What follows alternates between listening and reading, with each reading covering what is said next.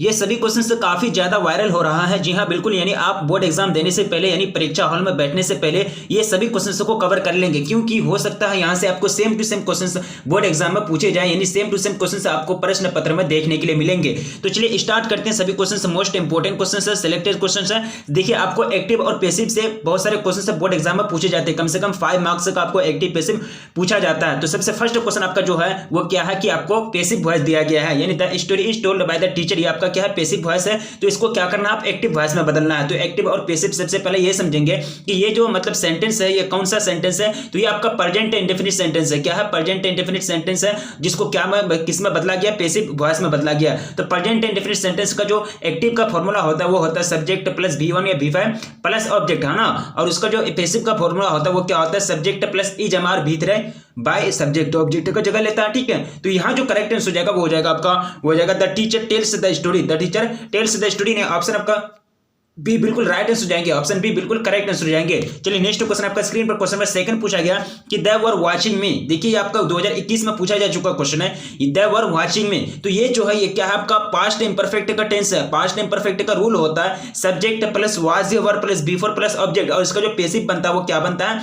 Object subject का जगह लेता है। ठीक है, प्लस ई वाज वर के बाद एक बिंग लगता है, वाज वर के बाद बिंग लगता है, प्लस बिंग बिंग, उसके बाद हो जाता है आपका V3 बाय ऑब्जेक्ट, है ना। V3 बाय ऑब्जेक्ट सब्जेक्ट का जगह लेता है, सिर्फ वाज वर के बाद बिंग लग जाता है इसमें। ठीक है, तो the were was watching, the were watching me. तो इसका जो आप क्या बनाएंगे, इसका पैसिव बनाएंगे। तो पैसिव जो बनेगा आई वाज बिंग वाच्ड, क्या हो जाएगा, आई वाज बिंग वाच्ड, यानी ऑप्शन आपका सी बिल्कुल करेक्ट हो जाएगा सेकंड नंबर क्वेश्चन का। अब देखिए नेक्स्ट क्वेश्चन आपका स्क्रीन पर पूछा गया कि नीरज रोड दिस लेटर वेस्टरडे। देखिए वेस्टरडे आया तो समझ गए कि ये जो सेंटेंस है ये आपका सेंटेंस जो है पास्ट इंडेफिनिट सेंटेंस है, मतलब आपका subject plus V2 plus object पर बेस्ड है। तो इसका जो मतलब ये बनता है पैसिव बनता है वो क्या बनता है, इजामार लग जाता है, यानी पैसिव बराबर हो जाता है ऑब्जेक्ट सब्जेक्ट का जगह लेता है, प्लस क्या लेता है, वाज या वर, है ना। वाज या were plus V3 by object, है ना, plus V3 by subject, object subject की जगह लगेगा, है ना, यानी ऑब्जेक्ट सब्जेक्ट जो है वो ऑब्जेक्ट का में आ जाएगा। ठीक है, तो यहाँ आपको सिर्फ पोजीशन चेंज करना है, सब्जेक्ट का ऑब्जेक्ट, ऑब्जेक्ट का सब्जेक्ट हो जाएगा।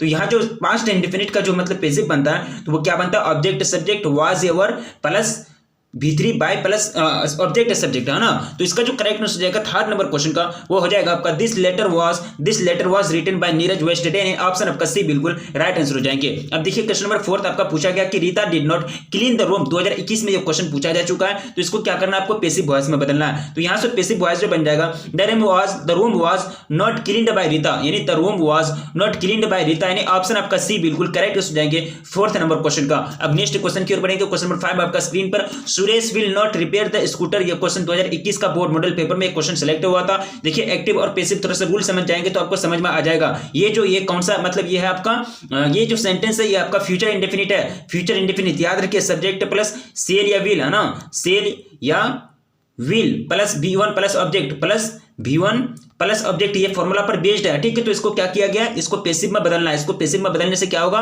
ये आपको करना है कि object subject plus shall will plus be लग जाता है, सेल विल के बाद बी लग जाता है plus V3 by object subject. तो ये हमेशा हर वर्ब में हर पैसिव में होता है। ठीक है, यानी सेल विल के बाद सिर्फ इसमें क्या लग जाएगा, बी लग जाएगा। V3 बाय और सब्जेक्ट ऑब्जेक्ट, ऑब्जेक्ट सब्जेक्ट का तो लेता है, ये चार चीज होता है। ये चार चीज क्या होता है कि ऑब्जेक्ट सब्जेक्ट का जगह लेता है, सब्जेक्ट ऑब्जेक्ट का जगह लेता है, V3 और बाय लगता है। ठीक है, V3 और बाय लगता है। तो यहाँ जो फाइनली आंसर निकलेगा वो पांचवें नंबर क्वेश्चन का वो हो जाएगा the scooter will not be repaired bye Suresh. The scooter will not be repaired bye Suresh, यानी बी लगेगा इसमें। द स्कूटर आपका क्या है, द स्कूटर आपका यहाँ ऑब्जेक्ट था, यहाँ सब्जेक्ट बन गया। ठीक है, विल तो लगता ही है। उसके बाद नोट है आपका, तो आपका सेंटेंस क्या है, निगेटिव है, तो नोट लगेगा। नोट के बाद बी लगा दिए, V3 लग गया, रिपेयर्ड बाय, उसके बाद सब्जेक्ट आ गया, यानी सब्जेक्ट उठ करके ऑब्जेक्ट का जगह में आ गया। तो ऑप्शन आपका सी बिल्कुल करेक्ट आंसर हो जाएंगे पांचवा नंबर क्वेश्चन का। अब देखिए क्वेश्चन नंबर 6 आपका स्क्रीन पर पूछा गया कि I have a dream is written by. तो आई हैव अ ड्रीम जो है एक प्रकार का स्पीच है जो डिलीवर्ड किए गए किनके द्वारा, मार्टिन लूथर किंग, यानी MLK जूनियर, यानी ऑप्शन आपका सी बिल्कुल करेक्ट आंसर हो जाएंगे। अब नेक्स्ट क्वेश्चन देखिए, blanks is a humorous and ironical poem. तो आपको राइट आंसर चूज करना है। तो यहाँ जो करेक्ट आंसर हो जाएंगे वो जाएंगे एन एपिटाफ। क्या हो जाएंगे, एन एपिटाफ, यानी ऑप्शन सी आपका बिल्कुल करेक्ट आंसर हो जाएंगे सेवंथ नंबर क्वेश्चन का। नेक्स्ट क्वेश्चन देखिए आपका क्या हो जाएगा। क्वेश्चन नंबर 8 आपका स्क्रीन पर, I have a son I must find a wife for him. या दिस दो सेंटेंस है, इसको आपको कंबाइन करना है। तो इसका जो कंबाइन करने के बाद जो सेंटेंस बनेगा वो बनेगा I have to find a wife for my son. यानी ऑप्शन आपका बी बिल्कुल करेक्ट आंसर हो जाएंगे, ऑप्शन बी राइट आंसर हो जाएंगे। चलिए नेक्स्ट क्वेश्चन आपका स्क्रीन पर, क्वेश्चन नंबर 9 पूछा गया कि Sita labours hard, Sita wants to pass the examination. Sita मतलब कड़ी मेहनत करती है, लेबर करती है मतलब कड़ी मेहनत करती है। Sita wants to pass the examination यानी सीता एग्जाम को पास करना चाहती है, एग्जाम पास होना चाहती है। ठीक है, तो इसका जो करेक्ट आंसर हो जाएगा Sita labours hard to pass the examination. यानी सीता जो है एग्जामिनेशन को पास करने के लिए क्या करती है, कड़ी मेहनत करती है। ऑप्शन आपका ए राइट आंसर हो जाएंगे 9th नंबर क्वेश्चन का।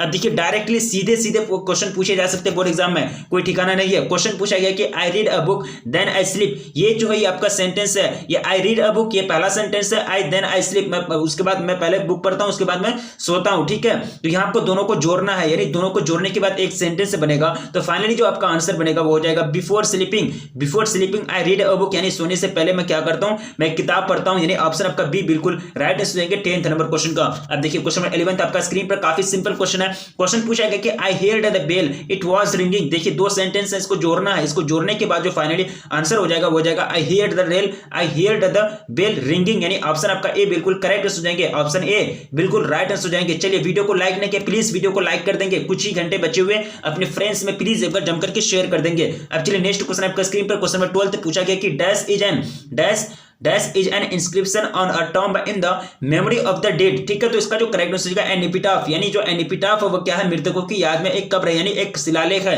अब देखिए नेक्स्ट क्वेश्चन आपका स्क्रीन पर, क्वेश्चन में कितना हो जाएगा।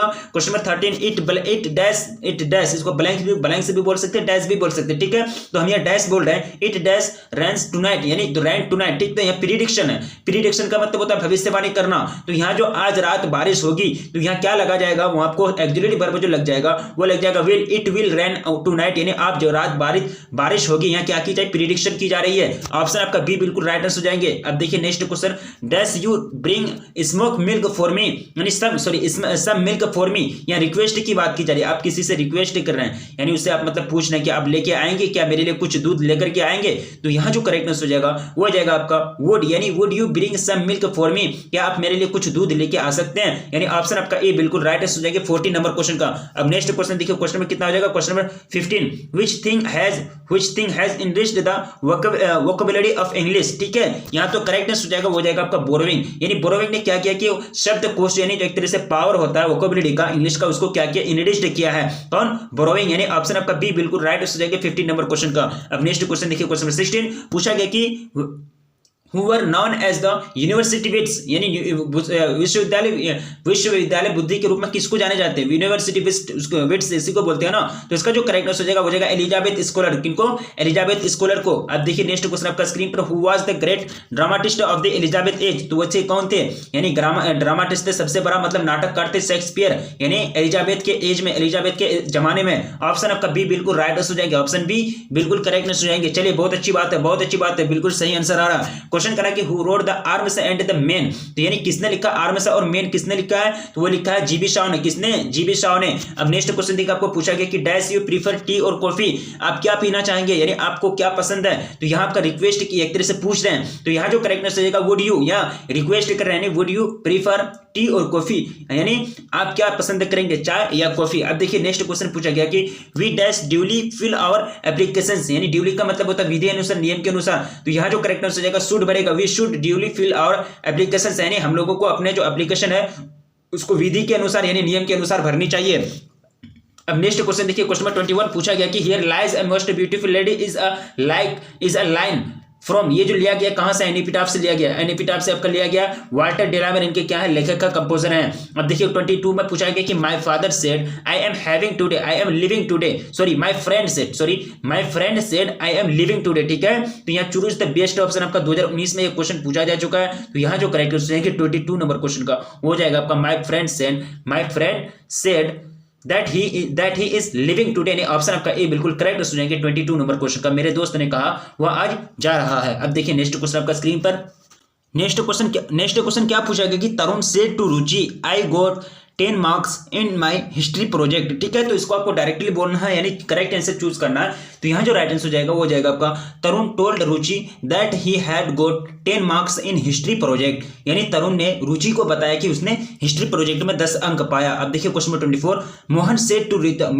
To Gita you can refer to an encyclopaedia. ठीक है, यहाँ जो इंसाइक्लोपीडिया ठीक है, ज्ञानकोश का इसका मतलब होता है ज्ञानकोश। तो इसका जो करेक्ट आंसर हो जाएगा वो हो जाएगा मोहन टोल्ड द गीता, यानी Mohan told Gita that he could refer to an encyclopaedia, यानी ऑप्शन आपका ए बिल्कुल करेक्ट हो जाएंगे 24 नंबर क्वेश्चन का।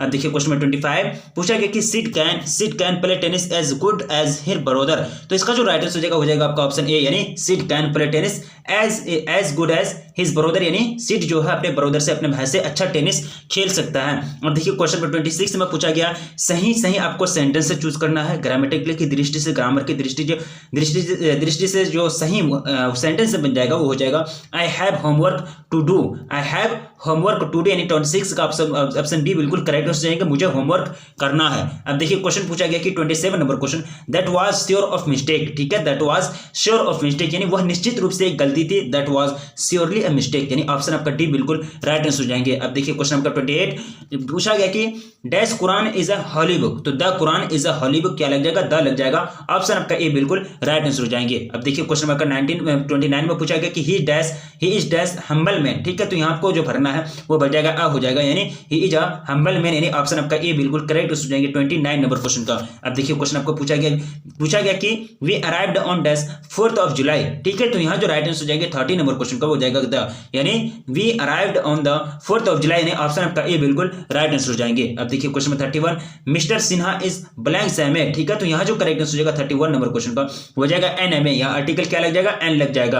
अब नेक्स्ट क्वेश्चन देखिए question number 32 copper is blank से, यानी डैश यूजफुल मेटल, तो यहाँ क्या लग जाएगा, आर्टिकल लगाना है, तो 32 का जो करेक्ट आंसर हो जाएगा ए, यानी copper is a useful metal, यानी ऑप्शन आपका ए बिल्कुल राइट आंसर हो जाएंगे। अब देखिए क्वेश्चन नंबर 33 पूछा गया कि India can themselves solve the issue of Kashmir, तो यहाँ जो राइट आंसर हो जाएगा 33 का हो जाएगा India can itself solve the issue of Kashmir, यानी भारत खुद कश्मीर की समस्या का समाधान कर सकता है। अब देखिए नेक्स्ट क्वेश्चन आपको पूछा गया कि Ajay said to Richa thank you for your advice, तो इसको आपको जोड़ना है, डायरेक्टली बोलना है इसको, तो यहाँ जो करेक्ट आंसर हो जाएगा 34 नंबर क्वेश्चन का हो जाएगा Ajay thanked Richa for her advice, यानी अजय ने रीचा को उनके एडवाइस के लिए क्या दिया, थैंक्स कहा, मतलब एक तरह से धन्यवाद दिया, ऑप्शन आपका बी बिल्कुल करेक्ट आंसर जाएंगे। अब नेक्स्ट क्वेश्चन देखिए आपका क्या हो जाएगा question number 35 who was light of step and heart, यानी मतलब हर कदम की रोशनी थी, हम मेरे दिल की रोशनी थी, कौन, ये हो जाएगी अ ब्यूटीफुल लेडी, ये कहां से लिया गया है, एन एपिटाफ से लिया गया है, 2020 में क्वेश्चन पूछा जा चुका था, ऑप्शन आपका ए बिल्कुल राइट आंसर हो जाएंगे। अब देखिए नेक्स्ट क्वेश्चन आपका स्क्रीन पर Bertrand Russell was a philosopher and a